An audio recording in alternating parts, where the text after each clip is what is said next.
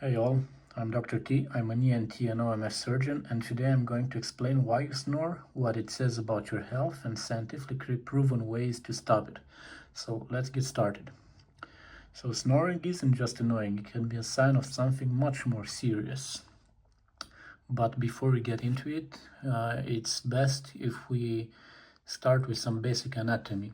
Here you can see the oral cavity, and in this image you have the soft palate, the tonsils, and the tongue.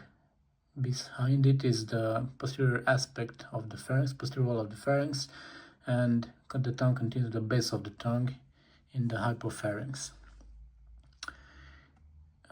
These structures are important because they can become enlarged, and if they do so, they can obstruct the airways, causing difficulties while breathing and sleeping also.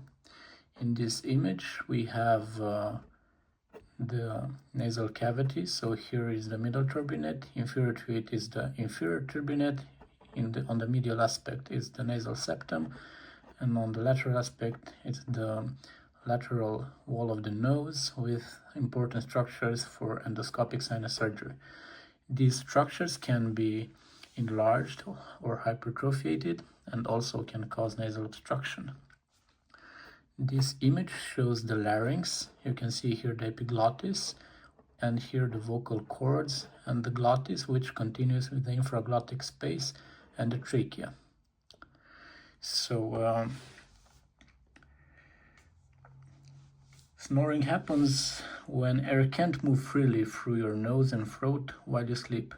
So these tissues vibrate, and then that vibration is the sound we call snoring. Some common causes for snoring can be blocked nasal passages, like we showed in that previous picture with the turbinates. If they become enlarged due to inflammation or rhinitis or allergies or polyposis, it can cause problems with the airway, with the air passing through the nasal cavity, and also relaxed throat muscles, especially during sleep or if the patient consumes alcohol or some other muscle depressants, toxics or medications. Also, the sleeping position can affect the sleeping quality. If you sleep on your back, all the muscles and all the weight on your chest, if you're also overweight, puts a lot of pressure on the thorax, on the chest, and also on the heart and lungs, so they have to work even more to facilitate the airway passage. Also, if you drink alcohol before bed, that goes hand in hand with the relaxed muscles and also impairs the sleep quality. The enlarged tonsils or anatomical narrowing that we talked about previously can cause also disturbances in the passage of air through the airways, and for some people also sleep apnea. It's important to know when snoring is dangerous.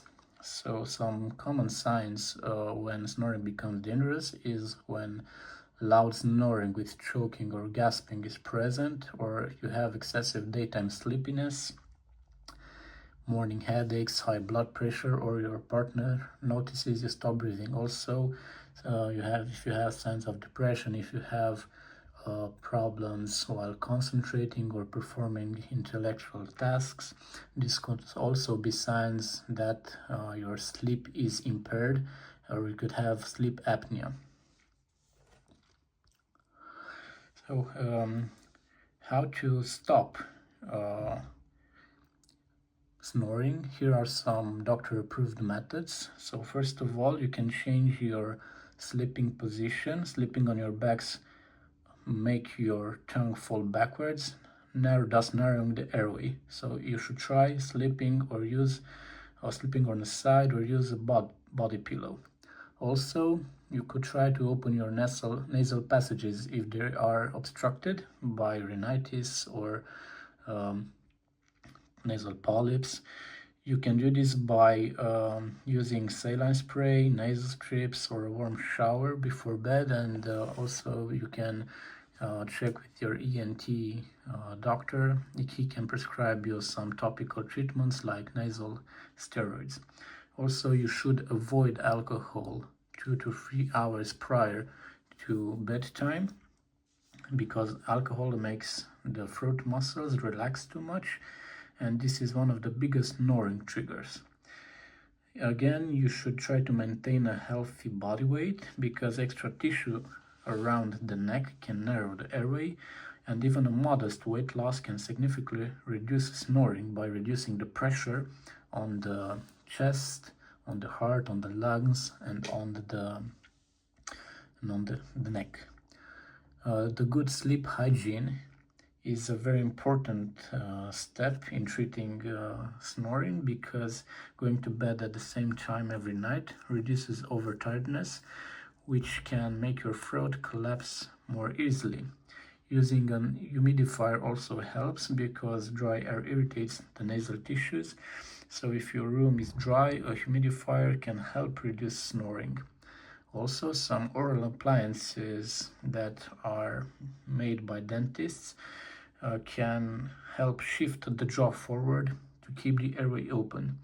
These devices are often very effective. So they are called MADs, mandibular advancement devices, and they can help position the tongue and also the mandible in a forward position, thus alleviating the pressure and the obstruction that it causes by when it is positioned posterior during sleep. Also, CPAP devices, continuous positive airway pressure devices. This therapy keeps the airway open and with continuous airflow and air pressure, and it's the gold standard treatment for moderate to severe sleep apnea cases. So an algorithm for diagnosis would be that if your nose is stuffed or crooked, you should try nasal treatments prior to any nasal surgery that your ENT surgeon can prescribe. Or if you snore only on your back, you should change your sleeping position on your side. If you drink alcohol before bed, you should cut it. If you're overweight, you should try to reduce your body weight, which helps dramatically with snoring and sleep apnea.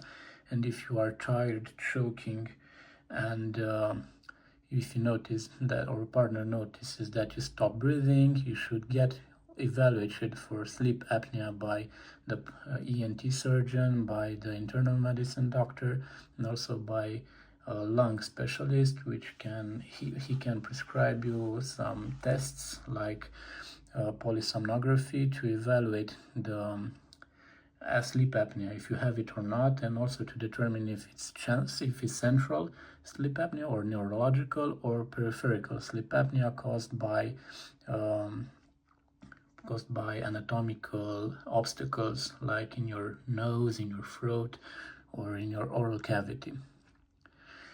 It's very important to know when to see a doctor. So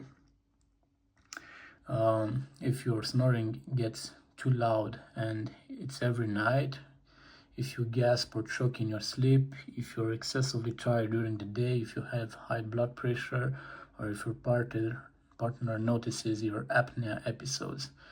So the takeaway message should be that snoring is treatable, and fixing it can improve your energy, mood, and long-term health. So let me know if you found this helpful. Hit the like button so more people can get this information. And if you have questions, drop them in the comments. I read them all. Stay healthy, sleep well, and I'll see you in the next video. Bye bye.